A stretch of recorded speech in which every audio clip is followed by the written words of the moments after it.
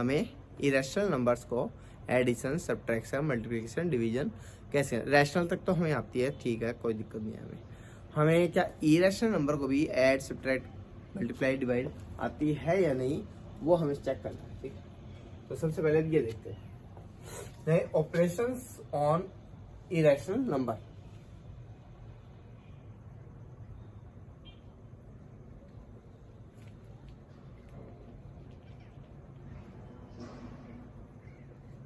Operations on irrational number. Irrational number पे operations कैसे apply करते हैं वो देखो। मैं आपको बड़े सिंपल सा लॉजिक बताता हूँ। ठीक है, मैंने कहा 2 एप्पल, मैंने क्या कहा आपको 2 एप्पल, ठीक है, प्लस 4 एप्पल,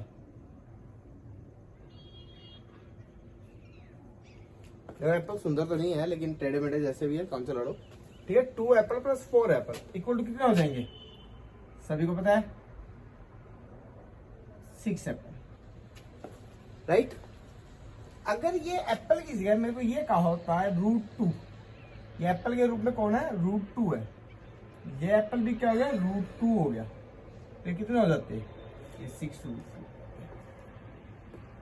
जैसे हम वेरिएबल्स को ऐड सब्ट्रैक्ट करते हैं ना, बिल्कुल वैसा का वैसा हम इरेशनल नंबर के ऊपर भी ऑपरेशन अप्लाई कर सकते हैं।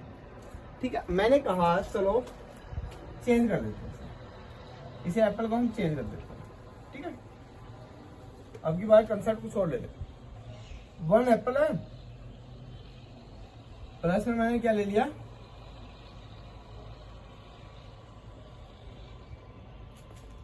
4 बनाना ले लिया।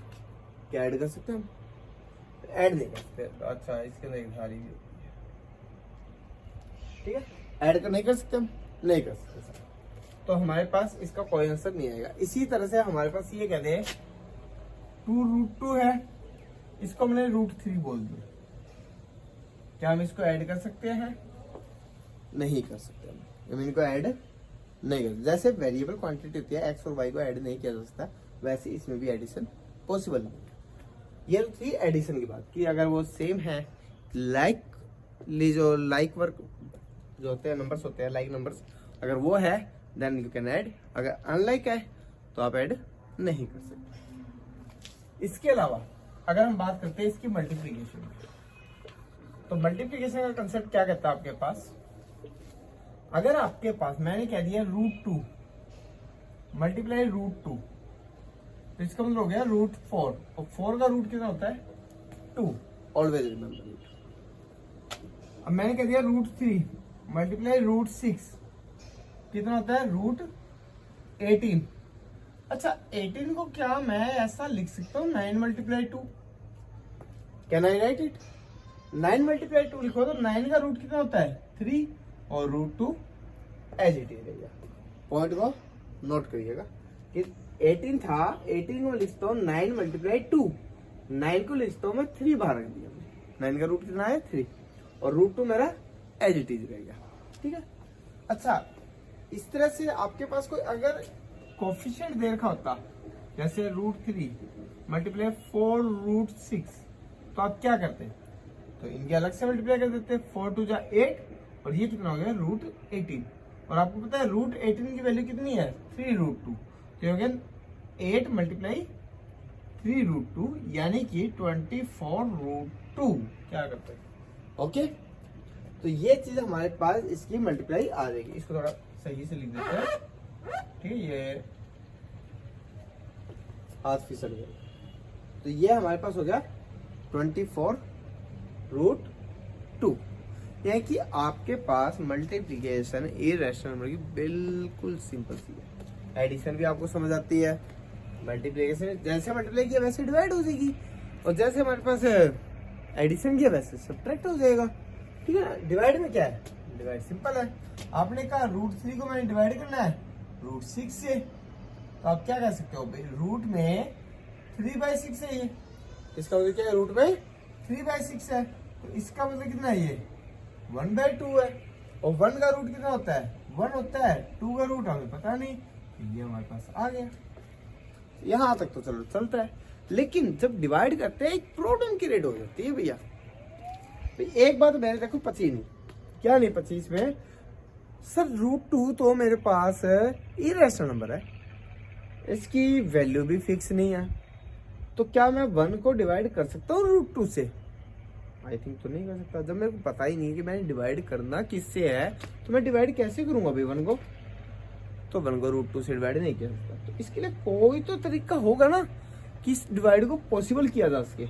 चलो उसका तरीका निकालते हैं, ठीक है, कि कैसे हम इसको डिवाइड कर सकते हैं। ये देखो एक छोटी छोटी बातें आपको बताइए मैंने, एडिशन, सब्ट्रैक्शन, मल्टीप्लिकेशन को लेके। डिवीजन में आगे मेरे को ये प्रॉब्लम सी क्रिएट हो गई ना, डिवाइड में रूट आ गया।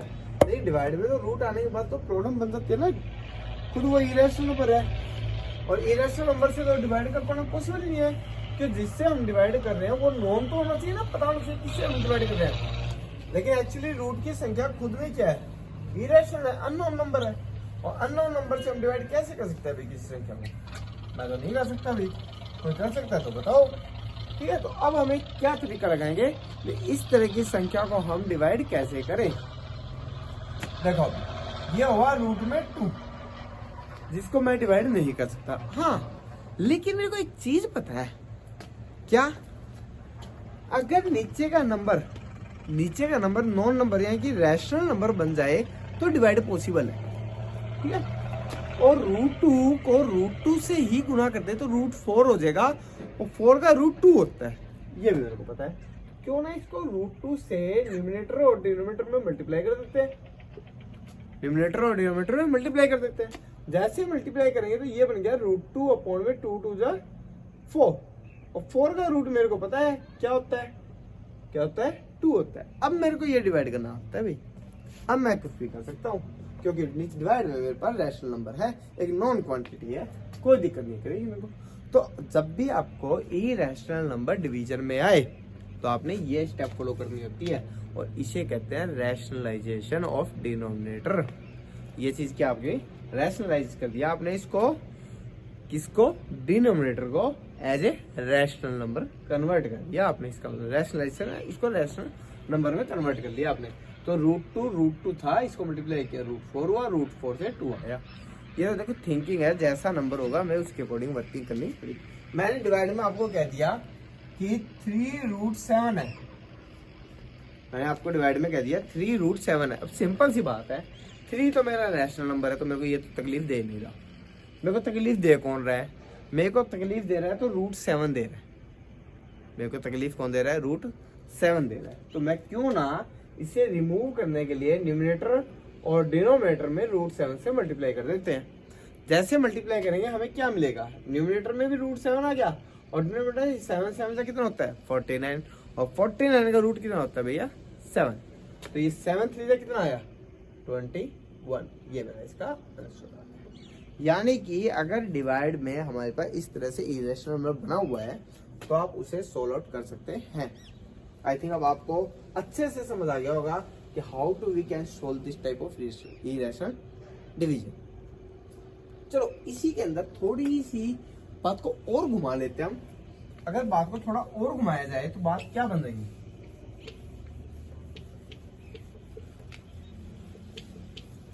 अब आपके पास जो पॉइंट आता है वो पॉइंट क्या कहते हैं, वो बात को समझते हैं। ठीक है, मैंने कहा आपको कि 1 अपॉन में 3 प्लस √2 है आपके पास, क्या है 3 प्लस √2। अब ये तो आपको पता है कि ये रैशनल नंबर है, ये इरेशनल नंबर है, लेकिन इनको सेपरेट तो नहीं कर सकते भैया। जैसे मेरे पास 3√2 था तो 1/3 को मैं अलग कर सकता हूँ, 1/√2 को अलग लिख सकता हूँ, मेरे को कोई दिक्कत नहीं। ठीक है ना, 1/2√3 अगर मेरे पास है तो मैं इसको कैसे फॉर्म में लिख सकता हूँ, मैं इसको लिख सकता हूँ ना 1/2 अलग लिख सकता हूँ और 1/√3 को अलग लिख सकता हूँ, कोई दिक्कत नहीं। अब तो मेरे ये डिवीजन पॉसिबल है, ये पॉसिबल नहीं थी इसलिए मैंने कर दिया। क्या मैं इसको ऐसा लिख सकता हूँ? मैं नहीं ना, ये तो गलत हो जाएगा ना, क्योंकि वापस एलसीएम लेके तो मेरा ये आएगा नहीं, तो ये तो पॉसिबल है नहीं। ठीक, चलो मैं ऐसा भी नहीं कर सकता, यानी कि मैं 3 और 2 को अलग अलग नहीं कर सकता √2 को। तो मैं क्या करूं, तो मैंने क्या सोचा कि एक आइडेंटिटी हुआ करती थी अपने, कौन सी, a + b a - b = a² - b²। ठीक है। तो हम उसका यूज करेंगे, यहाँ से क्या करेंगे, इसका साइन चेंज करके मल्टीप्लाई कर देते हैं हम। इसका साइन चेंज करके हम क्या कर देते हैं, मल्टीप्लाई कर देते हैं। क्या बेनिफिट होगा इसका, बेनिफिट देखो, 1 से मल्टीप्लाई करने में कोई दिक्कत नहीं है, कोई तकलीफ नहीं आएगी भाई, 1 से मल्टीप्लाई करने मेरे को आती है, ठीक है। सिर्फ दिक्कत कहाँ आनी है, बिल्कुल डिनोमिनेटर में आनी है। क्या करेंगे हम, बिल्कुल simple, a plus b a minus b, a plus b a minus b क्या होता है, a square minus b square, यही होता है, सभी को पता है। ये हो गया 3 और ये हो गया √2। ये क्या हो गया, a plus b a minus b क्या बन गया, a square minus b square. क्या आया, ये तो बेचारा सेम रह गया हमारे पास, न्यूमरेटर में तो कोई दिक्कत ही नहीं है, डिनोमिनेटर का रूट मेरा कट रहा है, ये 3 हो गया। और आपको पता है √2 को √2 से गुना करके √4 आएगा, 4 का √2 होता है, ये 2 हो गया, ओवरऑल ये 1 हो गया, तो मतलब 16 आउट। ये कितना आ गया, ये आपका आंसर आ गया। मेरे हिसाब तो मलाई की तरह कर दोगे बिल्कुल स्मूथली कि क्या करना है आपने, कि किस तरह से हम एक इरेशनल डिनोमिनेटर को एज ए रैशनल कन्वर्ट कर सकते हैं। बस सिलेबस में इसका नाम क्या कह देते हैं, रैशनलाइजेशन, कि हमने इसको रैशनल बना दिया डिनोमिनेटर को, ठीक है ना। तो ये स्टेप्स काफी बार एग्जाम में क्वेश्चन पूछ भी लिया जाता है कि इस नंबर का रैशनलाइज करके दिखा दीजिए हमें। तो मेरे साथ तो आप तो नींद में भी कर जाओगे कि करना क्या है आपने, सिर्फ डिनोमिनेटर में जो नंबर आता है मल्टीप्लाई में आया तो मेरे को तकलीफ है ही नहीं, ठीक है। हम नॉर्मल सॉल्व कर लेंगे। अगर वो एडिशन में आ जाता है तो हमने क्या करना है, उसका साइन चेंज करना है, साइन चेंज करना है, न्यूमरेटर और डिनोमिनेटर से मल्टीप्लाई करना है, मल्टीप्लाई करेंगे कुछ ना कुछ रिसीव होगा। और डिनोमिनेटर में हमेशा एक आइडेंटिटी आपकी फिक्स है, वो चली चलेगी। क्या चलेगी, a plus b a minus b a square minus b square, ठीक है। उसका यूज करो, अप्लाई करो, सोल्व। तो मेरे हिसाब से आप तो नींद ही नींद में कर जाओगे, कोई भी दिक्कत आनी नहीं है। तो ये मतलब ये ऑपरेशन था इरेशनल नंबर्स के ऊपर, छोटी छोटी बातें सिखाई है। इसे बाकी की बातें आपको नेक्स्ट लेक्चर में सिखाएंगे कि how to we can next steps हो, ठीक है ना। अगली स्टेप पे हम कैसे कैसे सोल्व करेंगे। तो आज के लिए इतना काफी है। शेयर, लाइक और सब्सक्राइब करना बिल्कुल भी ना भूले, ताकि आपके दोस्तों को, मित्रों को, जो भी है, आपके रिश्तेदारों को, आपके छोटे भाई बहन को वीडियो काम कर सके। आज ना तो कल, कल ना तो परसों, कभी ना कभी तो काम आएगी। Thanks for watching.